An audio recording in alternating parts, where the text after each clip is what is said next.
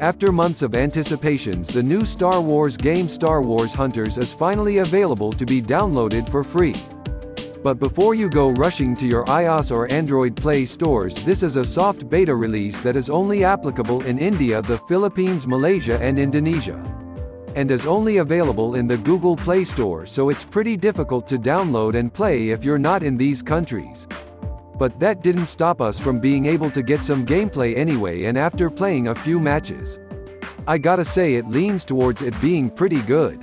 There's no doubt the things that are drawing this game back is the accessibility on mobile. Any games that are available on mobile are simply just going to be downgraded versions than what you could play on PC or on console, and that is indeed true because we've got some extra screenshots of the Nintendo Switch version that we'll show a little bit later on in the video, but in a quick summary I'd say this gameplay is a bit like a dumbed-down version of the ground combat in Battlefront 2. You have a various selection of characters that you can choose from, each having their own weapons and abilities, and those different characters fall into 3 different classes, which is damage, support and tank. So, the character we're playing now, which is Zaina, a veteran to the New Republic. She primarily runs blasters like the Han Solo hero does in Battlefront 2. So this means you need to keep your distance from enemies, have a lot of verticality in your positioning and pretty much kite damage from afar, and the main character of this game, Reeve, which is a Night Sister, primarily runs a lightsaber and requires you to get into close quarters combat. Other characters like Grotz primarily serve to be a tank and get in front of people to stop them from hurting their team, and from that you probably already have a good idea of how the game plays. I would say the characters running lightsabers are more interesting to play than others, those primarily just being Reeve and Jedi, but according to the cinematic trailer we got a couple of months ago, we thought that was going to be all the characters available, but according to the Star Wars Hunters website we will be getting new characters that will come out for the game in later months. But coming back to what we can play with right now, we're only able to play 4 of the 7 characters available right now, those being Amir, of X, Reeve, Xena and Groz. As for the other characters, I don't know if you can unlock them while playing the game or they're just completely locked off. During this soft launch that's gonna require a bit more gameplay time, and it does seem that we can only play on one map for now and only one game mode to that map, which is King of the Hill. The map is extremely small. If we exclude the safe zones where you cannot be attacked, meaning that you're always about 5 meters away from an enemy or an ally, the people that you play against are nothing to be desired. I would not be surprised if these are bots we're going against right now. Considering the limited amount of players on the game, the first impression positives is definitely the graphics. For a mobile game, there's a lot of clarity in who's the enemy, how much damage you're dealing, how much health do you have, and how much health does the enemy have, etc. etc. And these game modes really work because you can feel the impact you're having on the game, which I can't really say much of when you're playing a Battlefront 2 match. And as I mentioned before, a lot of these characters share a lot of similarities to heroes in Battlefront 2 as well. So the point I'm trying to make here is that it feels like Battlefront 2 met Overwatch in a way. This is an FPS MOBA after all, and it does that quite well. But the other big issue I had about the game in previous videos is the in-game currency. This game is being made by Zynga, and it didn't give me a lot of hope in whether or not this was going to be a play-to-win type of game, so it caught me by surprise that it is not that by any means. The only things that are purchasable in the store is emotes, the intros for your characters before you start a game, skins for your guns and characters alike. In terms of gameplay, there's nothing you can add monetarily to make you play better. That was my biggest issue with Star Wars Hunters, and they never addressed if this was going to be a play-to-win game. So whilst yes, there is microtransactions which might not sit with many, you're not dealing with the insufferable loot boxes that you got in other games like the F2 or Overwatch. And if you don't want to pay money, you can still play like anybody else. There's no limitations. So yeah, I'm pretty hopeful for this game, and the first initial impressions in terms of gameplay isn't perfect by any means, but it's decent enough. In terms of criticisms, they lie elsewhere.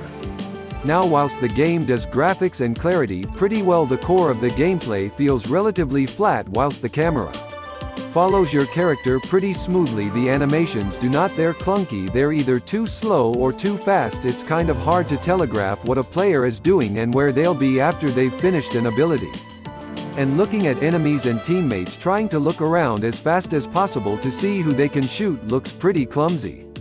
Whilst the models of the characters look pretty darn good, the animation is definitely where it's lacking, and when it comes to sound effects for weapons and characters, that is also really lacking. So whilst you've got a game that actually looks pretty impressive, it ends up losing that polish to other things like sound and animation, and to be honest, its lack of features like that obviously shows this is a mobile game as time goes on and the play base fills up and people know how to play the game.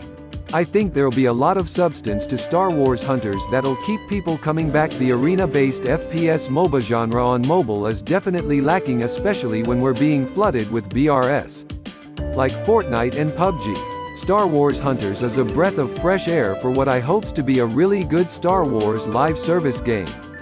There's definitely a lot of improvements Zynga needs to do to make this game feel like a 10 out of 10. But right now it's leaning on a 6 to a 6.5, but I'm really positive with the potential that Star Wars Hunters have to push it even further. But when I see this gameplay and see how close it resembles the Battlefront 2, it just makes me think, why aren't these resources being diverted to BF2? Why are their servers being shut down for almost a year now? Which was a Star Wars game that had the biggest redemption arc to it result in it being shut down and no BF3 being confirmed. Star Wars Hunters will be a fun game to play on mobile, but overall Battlefront 2 on console was just a lot more enjoyable and a lot more polished. Resources and money should have been put into that game rather than a new game like Star Wars Hunters. But let's shift focus. We've already covered everything that the mobile soft launch has to offer, but we actually got more screenshots of what the game will look like on the Nintendo Switch. And I gotta be honest, it's really surprised me on how beautiful this game looks on console. Zynga is primarily known for these shoddy 2D Facebook games that your mothers play. This looks like a really decent console game.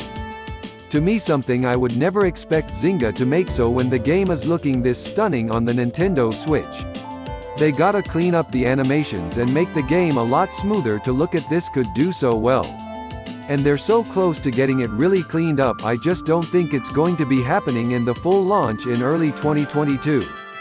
But it doesn't stop there. It looks like Star Wars Hunters will end up getting a PS4 and Xbox One release. Whilst it wasn't 100% confirmed in an IGN article, Zynga president Bernard Kim has mentioned time and time again that they want to start pushing into the console markets. The Nintendo Switch is a nice bridge without breaking the EA contract they have with Disney in terms of console games, but when 2023 rears its head, I would not be surprised if Zynga wants to push this game to other consoles, and that is where I think Star Wars Hunters will reach its peak. This game deserves a console release, especially for how it's looking right now and where it could be in the future. At the time of recording, this is the only Star Wars game that is a live service right now. Battlefront 2 has been shut down. Jedi Fallen Order is a single-player game, and Star Wars Squadrons never got the live service it deserved, so this is what we've got for another 2 years. So even if you're looking at the gameplay right now and thinking,